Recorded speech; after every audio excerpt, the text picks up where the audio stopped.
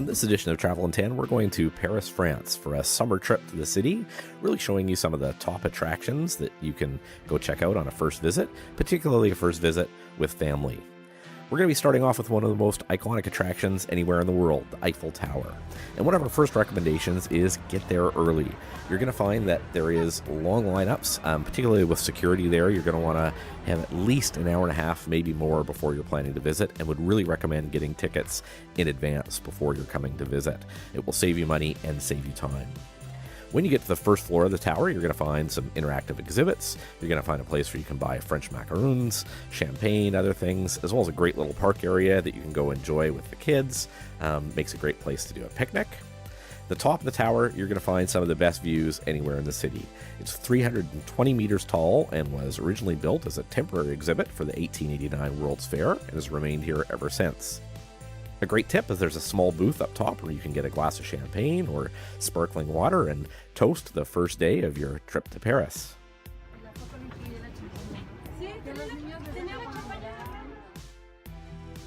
To get some of the best views of the tower, you're going to want to go just across the street to the Place de Trocadero.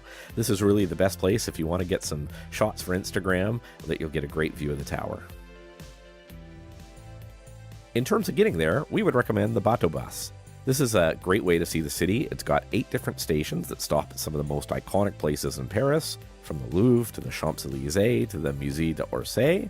Makes a great, easy way to tour the city. You can do the full loop in about 2 hours. You can hop on and hop off as you like and tour around the city. One of the star attractions, the Notre Dame Cathedral, over 13 million visitors annually, and you can travel up the tower to the top. It's going to be just a short trip down the river to get to another one of Paris's most iconic attractions, the Louvre. Of course, this is one of the largest art galleries and art museums everywhere, with art going from ancient Egypt up to Western art in about 1848. The star attraction, of course, is the Mona Lisa, which you'll find in room 6 in the Denon Wing on the first floor, but there's lots more than that to see as well. Some of my favorites were the Raft of the Medusa, Liberty Leading Her People, or the Venus de Milo that you can also see while you're there.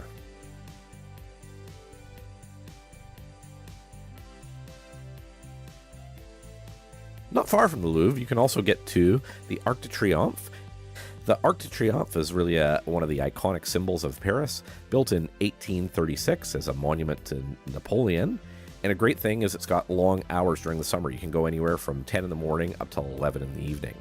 Then you can go tour the Champs-Élysées, everywhere from buying a Louis Vuitton bag with Mona Lisa featured on it, to visiting the Toyota showroom with some interactive exhibits for the kids is another great stop. Or one of our favorites, La Dradie. This is really the original bakery for macaroons anywhere in the world. They started back in 1862. A great stop. They're not inexpensive, but it's certainly worth buying a couple while you're there. You'll also find some great restaurants on the area, like L'Atelier de Joël Robuchon. This is a Michelin-starred restaurant that's right next to the Arc de Triomphe, so makes a great place. And if you go for lunch, you can get the tasting menu for a little bit more affordable price than you would in the evening. So if you want to bring your kids, certainly a better time of day to come.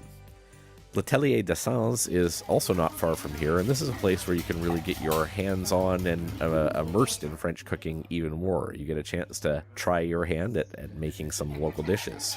Here we were trying out an eclair making class. They do these classes in both French and English several times throughout the day. Very accommodating for the whole family, and of course, not only do you get to bake, but you get to try out all the treats that you made as well. Another one of the top attractions during the summertime is Paris Plage. This is an event that takes over the banks of the River Seine from July through till the beginning of September. Really turning it into a seaside resort in the middle of the city. You're going to find some pop-up restaurants, lots of pop-up music performances as well.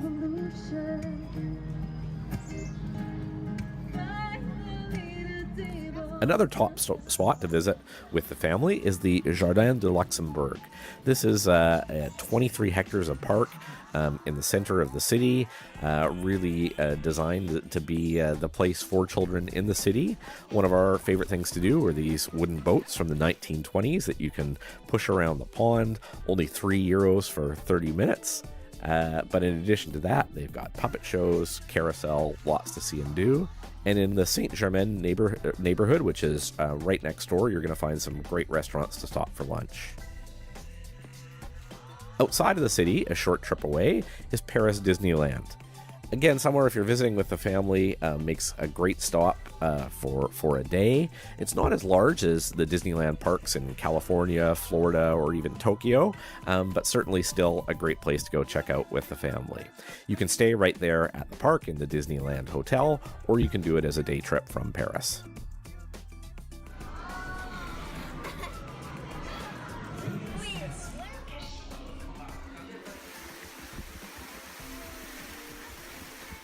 Getting outside of the city, there's lots of great smaller villages and towns that really give you a whole different flavor of France just outside of Paris. One of our favorite was a small village called Dordain.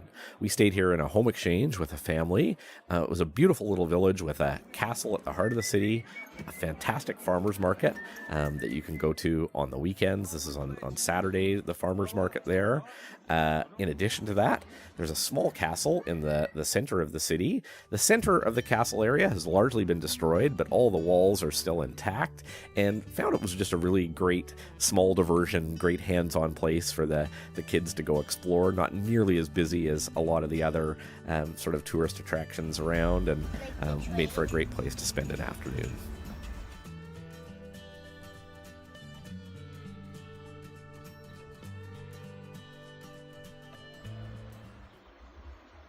Another fun, inexpensive stop was Playmobil Fun Park.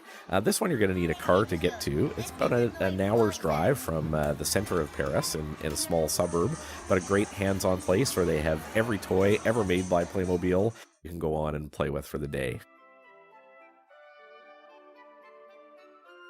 Another great day trip, somewhere that we would say really a must-do trip outside of Paris, is the Palace of Versailles. Again, long lines of security here, so you're going to want to make sure that you factor that into your trip. And I would really recommend coming and staying overnight because there's a lot to see and do in the area. Some great markets, restaurants, and then the palace itself. There's a great audio tour that you can take that really tells you all about the history of it and what you're seeing as you explore. It's no doubt it's busy, but it's busy because it's such a great place to go really experience some of French culture and history. We would really recommend looking at coming during their fireworks that they have throughout the summer.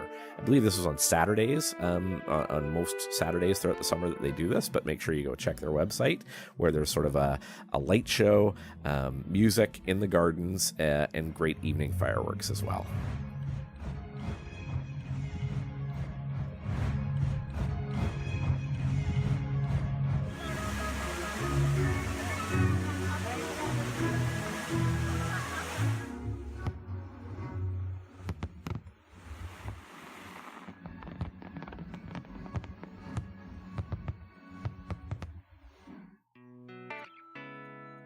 When you get back into Paris, of course, coming during the summer, you're going to find it's hot. So you may want some diversions that get you out of the sun. And a great one is the Paris Aquarium. This is located right adjacent to the Eiffel Tower. So it's an easy one to combine for the day. Just makes a great stop for a couple of hours to get out of the sun. A lot of great exhibits of different sea life from around the world. In terms of where to stay, you're going to find that a lot of the hotels in the city will only allow a maximum of 3 people in the room. So if you're coming with a family of 4, it means you're going to have to get 2 rooms. It can get very expensive. So you might want to consider renting an apartment. There's lots of great places on Airbnb, on VRBO, different sites like that where you can rent apartments during your stay. This is a great one that we found in a residential neighborhood where we had a rooftop hot tub, pool table, and lounging area to ourselves. It was less expensive than most hotel rooms and a really great way to get immersed in the culture, and some great local restaurants as well.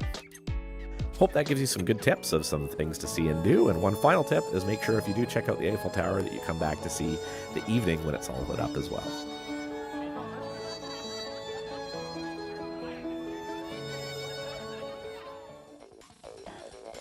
This has been a presentation of Travel in 10.